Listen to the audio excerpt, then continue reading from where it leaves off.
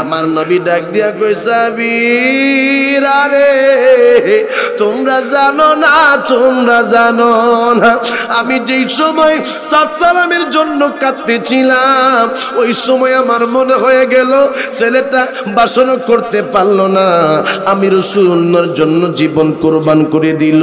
আর আমি আকাশের দিকে তাকায়া দেখি সাত সালামের জন্য আমার আল্লাহ আসমানের সমস্ত দরজাগুলা খুলে দিয়েছে।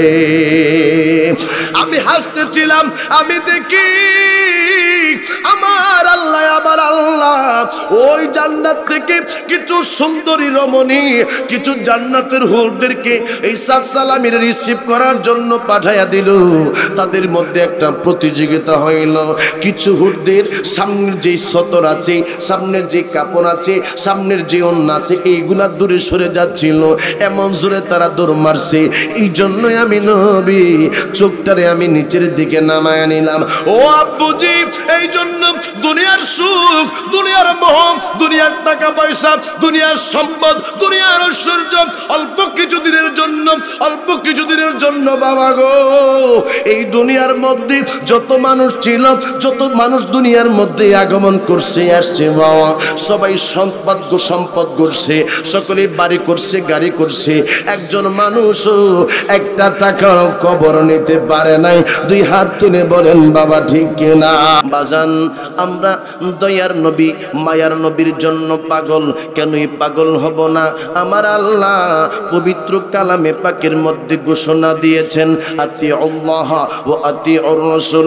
আমার মাবুদ ডাকে দিয়া কই, দুনিয়ার মানুষ সারা রে, তোমরাই আমি আল্লাহ পাকের আনুগত্য করো, আমার মায়ার নবীর আনুগত্য করো। মনে রাখো, আমি আল্লাহরে হিন্দু মানে, আমি আল্লাহরে খ্রিস্টানেরা মানে, আমি আল্লাহরে বৌদ্ধরা মানে, কিন্তু আমার মায়ার নবীরে তারা মানে না। এই জন্য যুবক, ও আমার শরীয়ত পড়ে না বুঝি, যারা আমার নবী এবং আমার আল্লাহরে ভালোবাসে গো, এরা হইল আহলে সুন্নাত ওয়াল জামাত। ও বন্ধু, এই ইসলাম ধর্মের জন্য আপনি আর আমি কি করলাম? আপনি আর আমি ইসলামের জন্য কি খেদমত করতেছি? একটা বারও তো চিন্তা করলাম না। যেই সময় ওই ফিলিস্তিনের মধ্যে আমার ছোট্ট ইমানি ভাইয়ারা, ছোট্ট বাবারা পানি খাইতে পারে না, আমার ভাইয়েরা ঘুমাইতে পারে না, বাড়ি নেই, ঘর নাই, আপনি আর আমি আরামে ঘুমাচ্ছি। আপনি আর আমি কেমন মুসলমান? আর একজন মুসলমানদের দুঃখের সময় পাশে থাকতে পারি না। জবানটা খুলে বলেন বাবা ঠিক কিনা?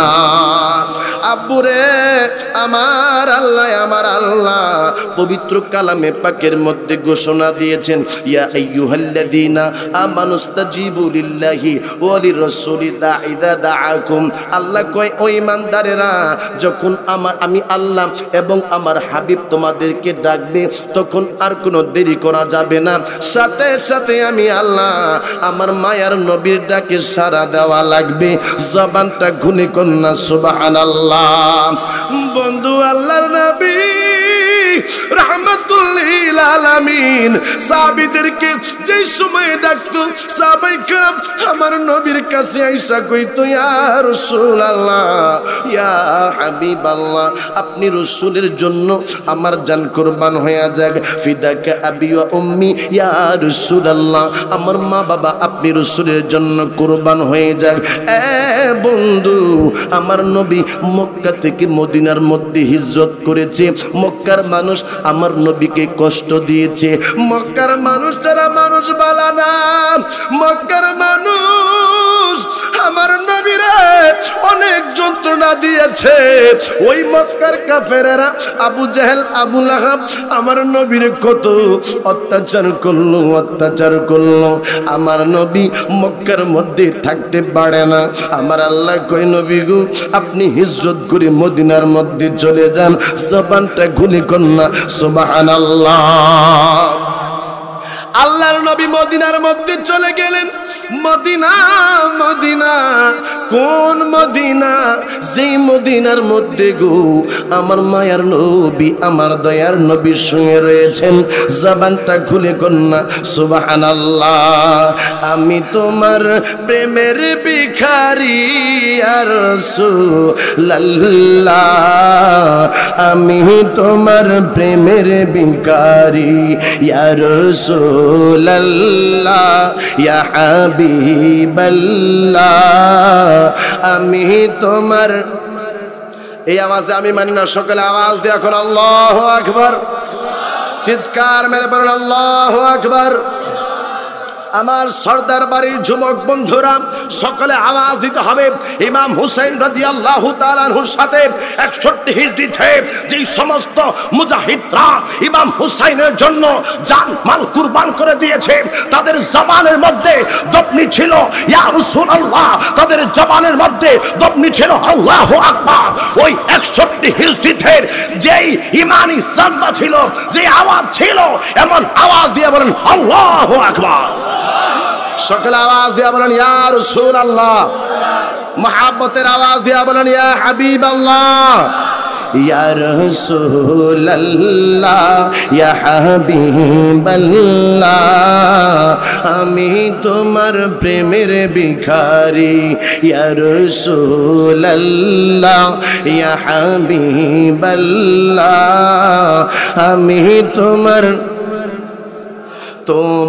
প্রেমের গোরসুল নাই যে তুলনা, নাই যে তুলনা গোরসুল নাই যে তুলনা, তোমার প্রেমের গোরসুল নাই যে তুলনা, নাই যে তুলনা গোরসুল নাই যে তুলনা, তোমার প্রেমে জিন্দা হইল উস্তুনে হান্নানা ইয়া রাসূলুল্লাহ,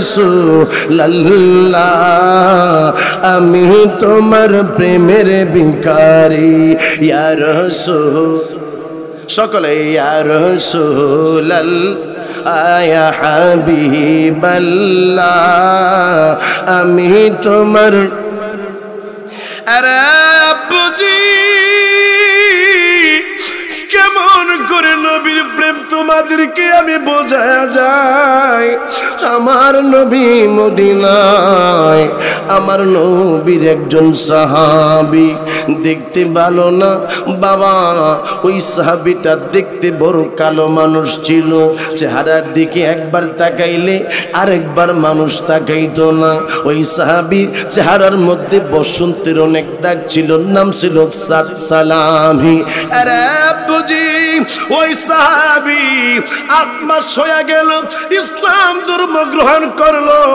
ওই সাহাবী মানুষের কাছে যায় আর বলে আমাকে বিবাহ করাইয়া দেন, আমি বিবাহ করার জন্য প্রস্তুতি গ্রহণ করব, আপনারা আমারে আমার নবীর সুন্নতটা আদায় করার জন্য সুযোগ করে দেন। অনেক মানুষের কাছে সাদ সালামি বিবাহের প্রস্তাব দিল, কিন্তু কোনো মানুষ তারে পছন্দ করে না, কারণ ছেলেটা দেখতে বাবা কালো ছিল, ছেলেটার চেহারার মধ্যে বসন্তের দাগ ছিল। বন্ধু একদিন 2 দিন করতে করতে গো 8 মাস হয়ে গেল।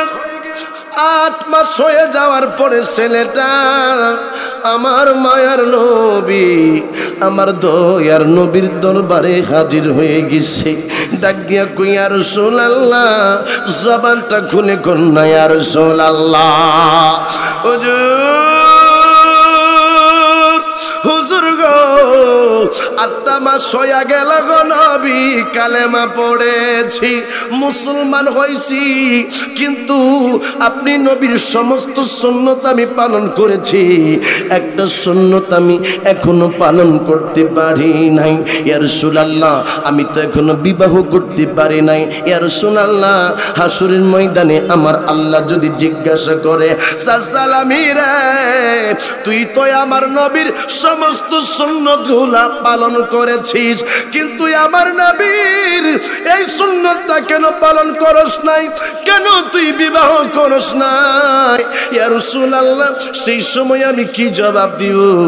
আমার নবী ওই সময় কয়, সালামি রে, তুমি চিন্তা কইরো না, চিন্তা কইরো না, আমি মায়ার নবী তোমার জন্য বিবাহের ব্যবস্থা করতেছি। জবানটা খুলে কন্যা সুবহানাল্লাহ। এই জন্যই আমার আল্লাহ ডাক দিয়া বলতেছে, আমার আল্লাহ পাকের কোরআনুল কারীম সাক্ষী দিয়া বলতেছে, লাকাদ জাআকুম রাসূলুম মিন আনফুসিকুম আজিজুন আলাইহি মা আনিতুম হারিসুন আলাইকুম বিল মুমিনিনা রাউফুর রহিম। আমার আল্লাহ কয়, জগতের মানুষেরা রে, সর্দার বাড়ির বাবাজিরা রে, আরে আমার চোরবাগার বাবাজিরা, আমার আল্লাহ কয়, তোমরা শুনে নাও, তোমরা শুনে নাও, আমি আল্লাহ ঘোষণা দিলাম, আমি আল্লাহর পক্ষ থেকে একজন নবী আসছে, যেই রাসূল তোমরা কষ্ট পাইলে নবী আমার কষ্ট পায়, তোমরা ব্যথা পাইলে আমার মায়ার নবী ব্যথা পায়।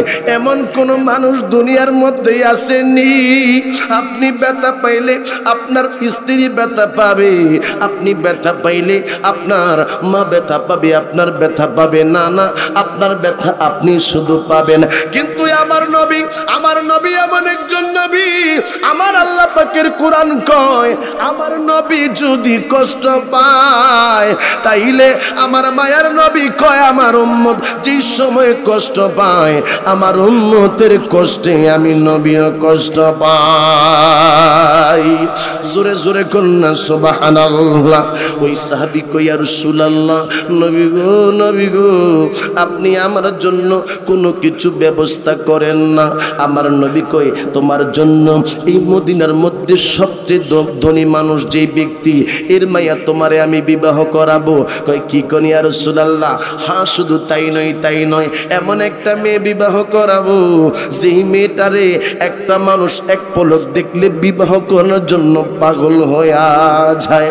ওই সাহাবী কয়, হুজুর, আমি তো কালো মানুষ, আমারে ওই মহিলা পছন্দ করবে নি।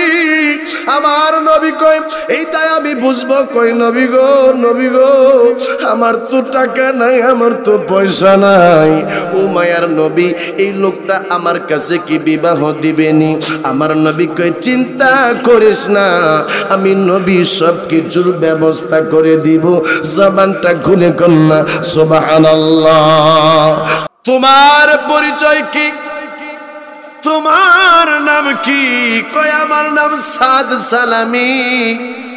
কয়, কি জন্য পাঠাইছে? কয়, আপনার বলে একটা মেয়ে আছে। কয়, হয় আমার মেয়ে আছে। কয়, আমার নবী বলছে আপনার মেয়েরে আমার কাছে বিবাহ দেওয়ার জন্য।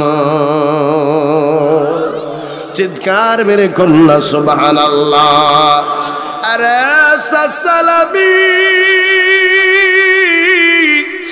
আমার মেয়েরে তুমি বিবাহ করবা, তোমার কি এমন যোগ্যতা আছে? তুমি যে বিবাহ করবা, তোমার কত টাকা আছে? তোমার তো গায়ের রং দেখতে ভালো না।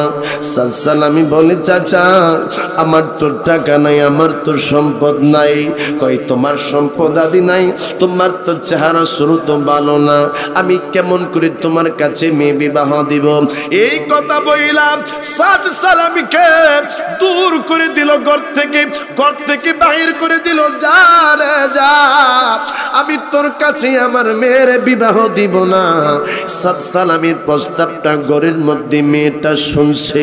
মেয়েটা শুই না, যেই সময় ছেলেটারে ঘর থেকে বাহির করে দিল, মেয়েটা বাবারে ডাক দিয়া কয়, বাবা গো, আমি তোমার কাছে জানতে চাই গো বাবা, তোমার কাছে কিছুক্ষণ আগে কে আসছে? কই, মা, তোর বিবাহর প্রস্তাব নিয়ে একটা ছেলে আসছে। কই, মা, এই ছেলেটা তো দেখতেও ভালো না, আবার টাকাও নাই, পয়সাও নাই। কই, আব্বা গো, এই প্রস্তাবটা কি ছেলে নিজে দিছে না অন্য কেউ দিছে? মা,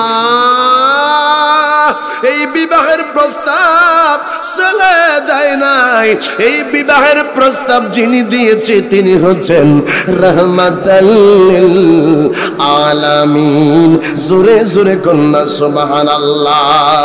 তাহাজ্জুদ পড়িয়া রহিলাম চাহিয়া, তাহাজ্জুদ পড়িয়া রহিলাম চাহিয়া, তুমি আসিব বলে গো নবীজি, মালা গেথেছি আখি জলে, নবী গো মালা গেথেছি আখি জলে। সুরে কন্যা মারহাবা, আওয়াজ দিয়ে কন্যা আল্লাহু আকবার। নাতে রাসূল গাইলে গুনাহ হবে না সওয়াব হবে? সুরে কোন গুনাহ হবে না সওয়াব হবে? সকলে আমার যুবক বাবার, আরে জীবনে কত গান গাইলা, ওই গান তোমার নেকির পাল্লাকে বাবা মাইনাস করে দিয়া গুনাহের পাল্লাটারে বাড়ি করে দিছে। যুবক আজকে একটু আমার নবীর গান গাও। আমার বাবার, আরে যারা নবীর জন্য পাগল হয়, যারা নবী নবী নবী নবী নবী করে গো, আমার মায়ার নবী স্বপ্নে যুগে তাদেরকে দিদার দিয়া তাদের জন্য জান্নাত ওয়াজিব করে দেয়। তাহাজ্জুদ পড়িয়া রহিলাম চাহিয়া, তাহাজ্জুদ পড়িয়া রহিলাম, তুমি আসিবা বলে গো নবীজি, মালা গেথেছি আখি জলে, নবী গো মালা গেথেছি আখি জলে। আশা যে ছিল নবী তুমি আসিবা, তোমারি আশায় দিন সপ্তাহ মাস যায়, তোমারি আশায় দিন সপ্তাহ মাস যায়, দুচোখ হারাম হয় দেখিলে গো নবীজি, মালা গেথেছি আখি জলে, নবী গো মালা গেথেছি আখি জলে। চিল্লায় একবার কন্যা আল্লাহু আকবার। বাবা বাবা গো, আমি যতটুকু জানি এই বিবাহের প্রস্তাব তো ছেলে দেয় নাই। মারে তুই সত্য কথা কইলি রে মা, এই বিবাহের প্রস্তাব নবী রাহমাতাল লিল আলামিন দিয়েছে। কয় যদি আমার মায়ের নবী এই বিবাহের প্রস্তাব দিয়া থাকে, বাবা গো আমি আপনারে আজকে একটা কথা বইলা দেই, ছেলেটার যদিও টাকা নাই পয়সা নাই, যদিও ছেলেটার বাড়ি নাই ঘর নাই, যদিও ছেলেটা দেখতে তত সুন্দর না, যদিও ছেলেটা দেখতে বড় কালা, যদিও ছেলেটার চেহারার মধ্যে বড় আছে বাবা, যদিও ছেলেটা স্মার্ট, আমার নবী যেহেতু আমার জন্য এই মেয়েটা, আমার জন্য এই ছেলেটারে পছন্দ করছে, আবু আমি তোমারে বইলা দিলাম আমি এই বিবাহ বসতে রাজি আছি। জবানটা খুলে কন্যা সুবহানাল্লাহ। কেমনে তোদেরকে আমি বোঝায়া যায় আব্বু রে, নবীর ভালোবাসা যদি না থাকে তাইলে তুমি মরার পরে জান্নাতের মধ্যে যাইতে পারবা না। ও বাবা, আমলের মধ্যে ঘাটতি থাকতে পারে, ফজরের নামাজ অনেকে পড়তে পারে না, অনেকে পাঁচ ওয়াক্ত নামাজই পড়তে পারে না, অনেক মানুষ বাবা রোজা রাখতে পারে না, কিন্তু তাদের জন্যই আমার আল্লাহ কয় আমি তোদের জন্য জাহান্নামটাকে আমি আল্লাহ ওয়াজিব করি নাই, আমি তোদের জন্য জান্নাতকে হারাম করি নাই। আমার মায়ার নবী রাহমাতুল লিল আলামিন একটা কথা বলে দিয়েছেন, আলালা ঈমান লিমান লা মুহাব্বাতা লাহু, তার ভিতরে ঈমান নাই যার ভিতরে আমার মায়ার নবী বলে যার ভিতরে আমি রাসূলের ভালোবাসা নাই। আর হাসরের ময়দানে যার ভিতরে বিন্দু পরিমাণ আমার নবীর ভালোবাসা থাকবে, আমার মায়ার নবী সবাই রে লয়া গো আমার আল্লাহ পাকের জান্নাতের মধ্যে চলে যাবে। এই জন্য বাবা জান্নাতে যাওয়ার চাবিকাঠি হইল নবীর ভালোবাসা। নবীর যারা ভালোবাসে তারা নামাজ ছাড়তে পারে না, নবীর যারা ভালোবাসে তারা দাড়ি কামাইতে পারে না যুবক। নবীর যারা ভালোবাসে রে তারা মা বাবার সাথে খারাপ আচরণ করতে পারে না। নবীর যারা ভালোবাসে তারা স্ত্রীরে মারধর করতে পারে না। নবীর যারা ভালোবাসে তারা মা বাবারে কষ্ট দিতে পারে না। নবীর যারা ভালোবাসে তারা মুরব্বীদেরকে কষ্ট দিতে পারে না। কারণ হইল আমার মায়ের নবীর আদর্শ এমন আদর্শ, আমার নবী ৬৩ বছর জিন্দিগির মধ্যে কোনোদিনও কাউরে কষ্ট দেয় নাই, কাউরে গালি দেয় নাই, কাউরে বকা দেয় নাই। আমার মায়ের নবী এমন একজন নবী গো, যেই নবী কাফেরদের প্রতি পর্যন্ত সদয় ছিল, দয়া করছে। কাফেরেরা আমার নবীর সুন্দর ব্যবহার দেখা কালেমা পড়ে মুসলমান হয়ে গেছে। এই জন্য যুবক যুবক যুবক রে, আমি তোমাদের কাছে এই কথাটাই আমি বইলা যাই, নবীর সন্তুষ্টিতে হইছে আমার আল্লাহর সন্তুষ্টি। নবী খুশি হইলে আমার আল্লাহ খুশি হয়ে যায়। দুই হাত তুলে বলেন বাবা ঠিক কিনা? আমরা এই নবীর সন্তুষ্ট চাই কি চাই না? আওয়াজ দিয়ে এখন চান কি চান না? বুঝি ওই মেয়েটা ডাক দিয়া কই বাবা গো তুমি দেরি কইরো না, দেরি কইরো না, একটু যাও না আমার নবীর কাছে প্রস্তাব লইয়া। এই ছেলেটা ওই সময় বাড়ি পর্যন্ত এখনো যাইতে পারে নাই। ওই মেয়েটার বাবা একটা দৌড় মারছে আমার মায়ার নবীর দরবার পর্যন্ত। হুজুর ইয়া রাসূলুল্লাহ, নবী গো আমি তো আপনার এই সাত সালামিকে আমার মেয়েরে বিবাহ দিব না বলে দিয়েছি। ইয়া রাসূলুল্লাহ, ছেলেটা দেখতে কালো, ছেলেটা দেখতে চেহারার মধ্যে ব্রণ আছে। ইয়া রাসূলুল্লাহ, টাকা নেই, পয়সা নাই, আমি ধনী মানুষ, এই ছেলের কাছে কেমন করে মেয়েটাকে বিবাহ দেই? ইয়া রাসূলুল্লাহ, আমার মেয়ে আপনি নবীর এত ভালোবাসে গো, আমার মেয়েটাই কইছে আমার মায়ার নবী যেহেতু পছন্দ করেছে, এই জন্য আমি আমার নবীর কথার উপরে এই ছেলেকে পছন্দ করেছি। তুমি আর আমি কেমন মুসলমান হইলাম যুবক? আপনি আর আমি কেমন মুসলমান হইলাম? কেমনের মুসলমান আপনি আর আমি? নবীর জন্য কি করলাম, ইসলামের জন্য আপনি আর আমি কি করলাম? আপনাদের খারাপ লাগতেছে বলে না? হ্যাঁ, আর আধা ঘন্টা চলবে ইনশাআল্লাহ, ঠিক আছে? হ্যাঁ, আরো বেশি চলবে। মারহাবা কোন, আরো জোরে কোন মারহাবা। আখিরি মোনাজাত দিয়ে না দিয়ে চলে যাবেন কি? হাত উঠান না। ইন্নালিল্লাহ, বুঝে নাই বাংলায় তিতামিটা বুঝে না, পাগলারে জিলাফি দিও না, বাজানারা বুঝে নাই। ৭০-৭২ জন ৮২ জন ইমাম হুসাইনের সৈন্য এই বাতিলদের কাছে ২২,০০০ পরে আরো আসছে। এদের মধ্যে আজান ছিল, একামত ছিল, জিকির ছিল, কোরআন তেলাওয়াত ছিল, মেসওয়াক ছিল, সব ছিল। ইমাম হুসাইনের সাথে যারা ছিল তাদের কাছে নামাজ ছিল, হজ ছিল, জিকির ছিল, তাসবিহ ছিল। আচ্ছা বলুন, ইয়েজিদের যে লোক তাদের নামাজ আর ইমাম হুসাইনে পাকের লোকদের নামাজ কি এক নামাজ? জোরে কোন এক নামাজ? আমরা নবীর বংশধরকে ভালোবাসি, কারণ নবীর বংশধরকে ভালোবাসার কথা বলেছেন কে? জোরে কোন কে? অনেক মানুষ কয় আওলাদ রাসূল, আবার কি?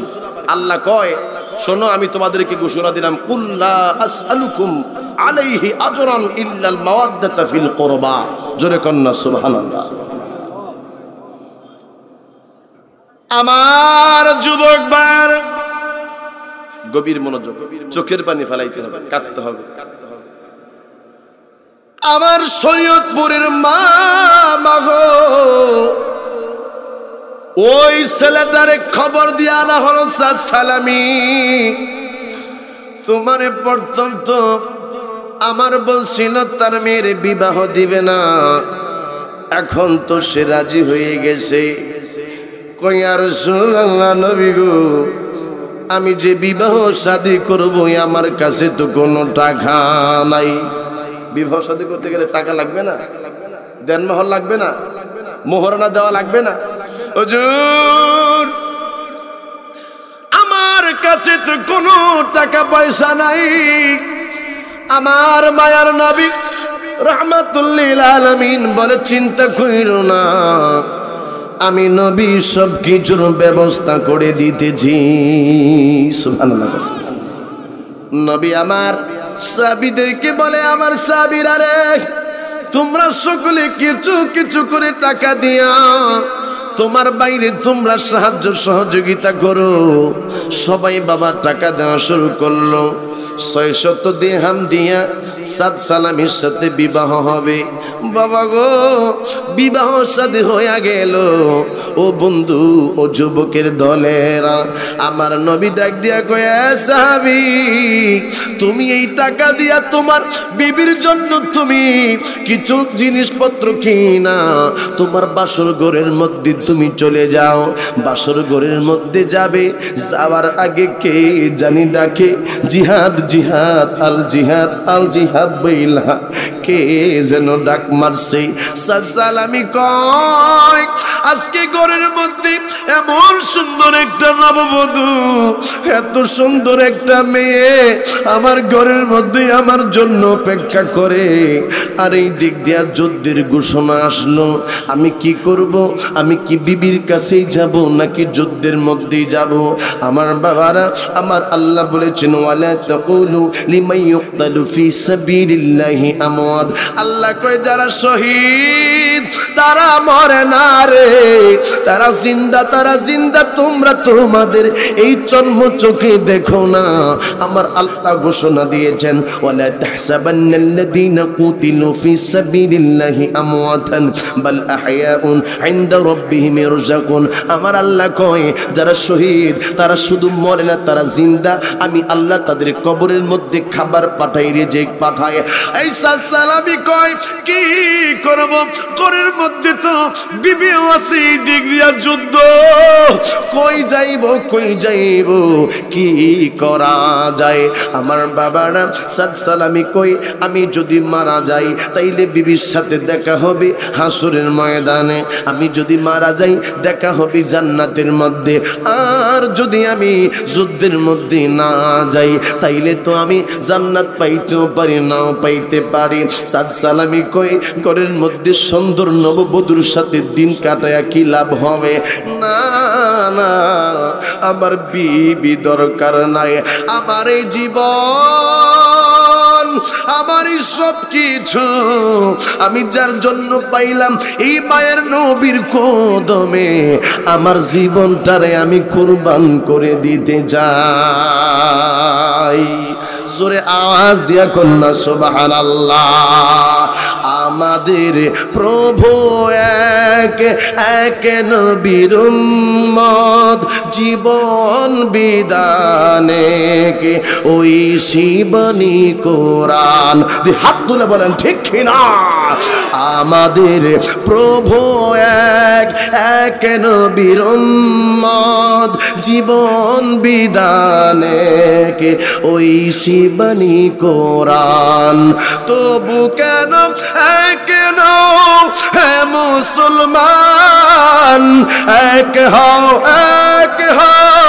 করিয়া হবান।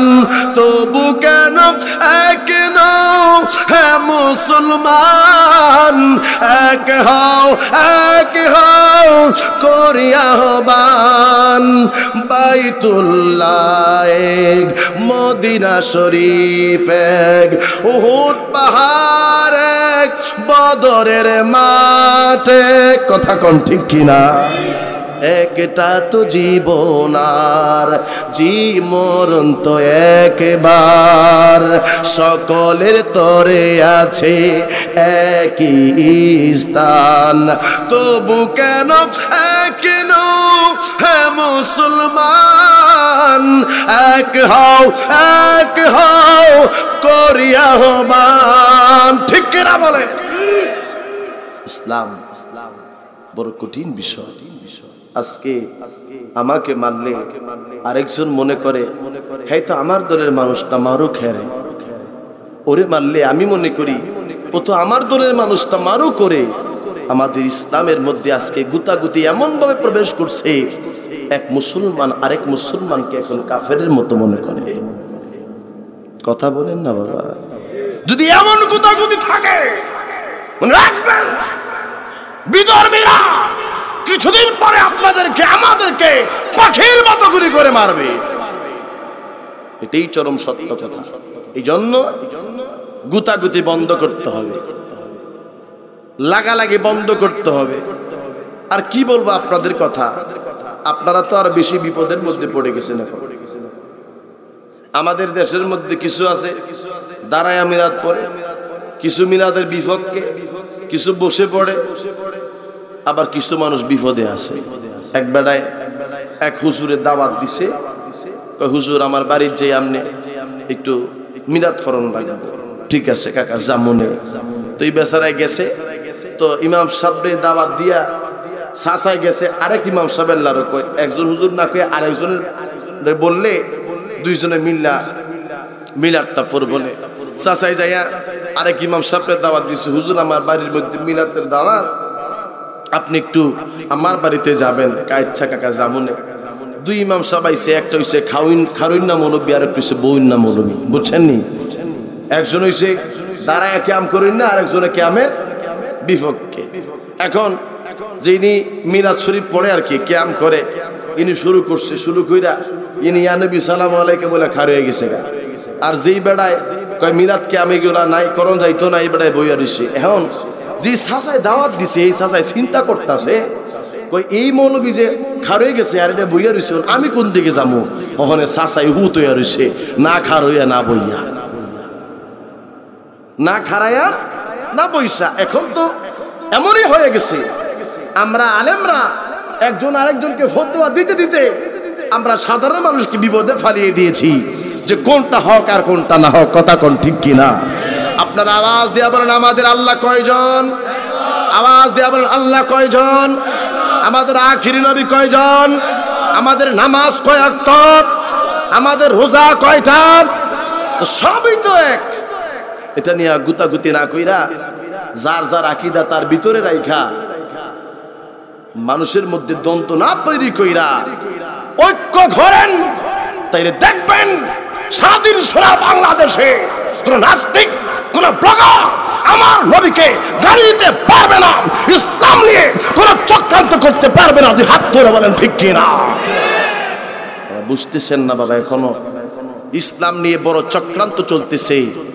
ইসলামকে কিভাবে বেনিশ করা যায়, কিভাবে সংসদ থেকে বিসমিল্লাহির রহমানির রহিম কাটা যায়, কিভাবে বাংলাদেশের রাষ্ট্রীয় ধর্ম ইসলামকে কাটা যায়, এই ধরনের চক্রান্ত করতেছে কিছু নাস্তিকরা। কথা বলেন ঠিক কিনা?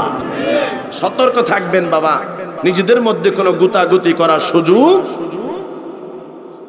সাদ সালামি চিন্তা করছে আমি কি করব, এখন কি করা যায়। সাদ সালামি বাবা চলে গেছে যুদ্ধ করার জন্য বাজারের মধ্যে তরবারি লইয়া। আব্বুজি সাদ সালামি যুদ্ধের মাঠের মধ্যে চলে গেল। যুদ্ধের মাঠের মধ্যে অনেক কাফেরদেরকে জাহান্নামের মধ্যে পাঠাইয়া সাদ সালামি নিজেও টিকতে পারে নাই। সাদ সালামি নিজেও তিনি শহীদ হয়ে গেছে। জোরে জোরে কন্যা আল্লাহু আকবার। আব্বুজি সাহাবায়ে কেরাম আমার নবীর কাছে আইসা কই, ইয়া রাসূলুল্লাহ, নবী গো এই দিক দিয়া সাদ সালামির বিবি সাদ সালামির জন্য অপেক্ষা করে।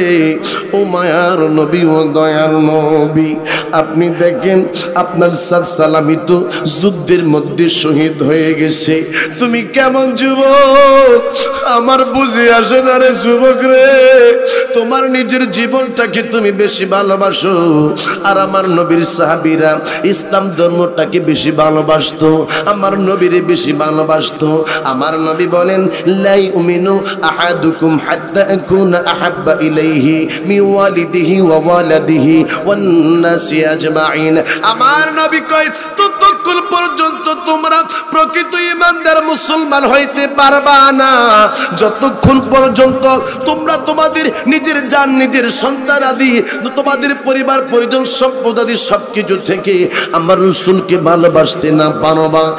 সালামি বাবা যেই সময় শহীদ হয়ে গেল আমার নবীর সামনে সালামির লাশটা নেওয়া হলো, আমার নবী চক্ষু মুবারকের পানিগুলা সাইরা রে আমার মায়ার নবী কান্দে। আল্লাহর নবী হঠাৎ করে আসমানের দিকে বাবা চেহারাটা উঠাইলেন, আসমানের দিকে উঠাইয়া আল্লাহর নবী সেই সময় হঠাৎ করে আকাশের দিকে তাকাইয়া মুস্কি হাসি মারলেন।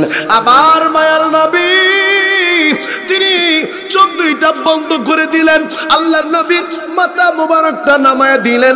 আল্লাহর নবী রাহমাতুল লিল আলামিন এমন ঘটনাটা করার পরে সাহাবায়ে কেরাম কই ইয়া রাসূলুল্লাহ, সকলে জবান খুলে কন্যা ইয়া রাসূলুল্লাহ, নবী গো কিছুক্ষণ আগে আপনি কাঁদলেন, আবার আসমানের দিকে আপনি তাকায়া হাসলেন, আবার আপনি চোখ দুইটা নামায়া দিলেন নিচের দিকে, ঘটনা কি?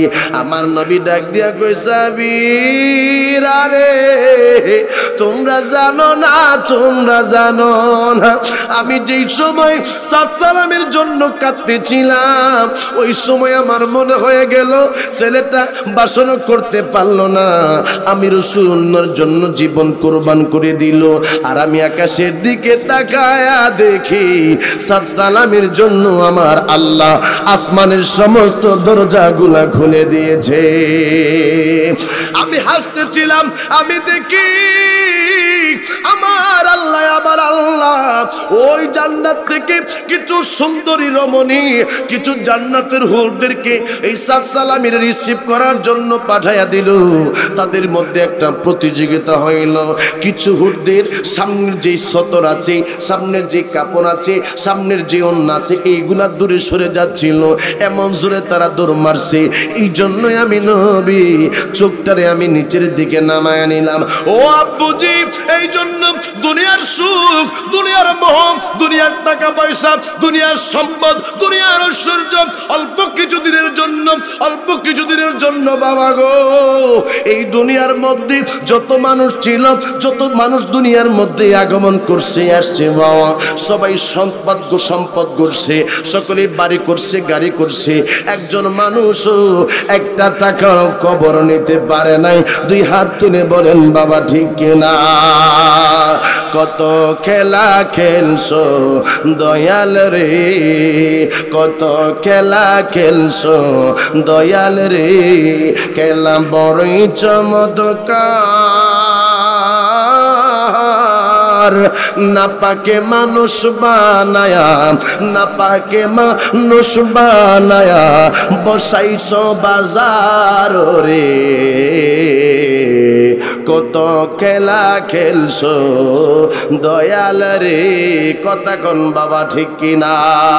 তুমি কাউকে দিলা 10টা সন্তান, জায়গা জমি নাই, কাউকে দিলা কোটি টাকা, একটা সন্তান নাই। দুই হাত তুলে বলতে হবে বাবা ঠিক কিনা? তুমি কাউকে দিলা 10টা সন্তান, জায়গা জমি নাই, কাউকে দিলা কোটি টাকা, একটা সন্তান নাই, জায়গা জমি ধন সম্পত্তি দিলা বেশি করে, কিন্তু মৃত্যুর পরে কান্দে লয়া, মৃত্যুর পরে কান্দে লয়া কে নামাইবে কবরে তারে রে, কত খেলা খেলছো দয়াল রে, তুমি কাউকে রাখো 7 তলাতে, কাউকে 22 তলায়, কাউকে খাওয়াও দুধে বাতে, কেউ 7 দিনও না খায়। কথা কন্যা বাবা ঠিক কিনা? তুমি কাউকে হাসাও, কাউকে কাঁদাও জগত সংসারে, তোমার এই কুদরতের খেলা, তোমার এই কুদরতের খেলা কে বুঝিতে পারে রে, কত খেলা খেলছো দয়াল রে, জোরে কন্যা মারহাবা। যুবক রে আমার পর্দা নিশিন মা মা মা বোনেরা গো, এই জন্য জীবন থাকতে তোমরা আমার নবীরে চিন্না কবরের মধ্যে যাইও, আমার নবীরে ভালোবাসা কবরের মধ্যে যাইও, তাইলে কবরের মধ্যে শান্তিতে থাকতে পারবা। আবু জেহেল আজকে নাই, আবু লাহাব তারা নাই, তাদের উপরে লানত দেওয়া হয়েছে, তাদেরকে লানত মানুষ দিতে থাকবে। আবু বকর নাই, উমর নাই, আবু বকরের জন্য মানুষ দোয়া করে, উমরের জন্য মানুষ দোয়া করে, আপনি আর আমি থাকবো না, কিন্তু আপনার আমার জন্য কিয়ামত পর্যন্ত দোয়া হবে। কথা কোন ঠিক কিনা?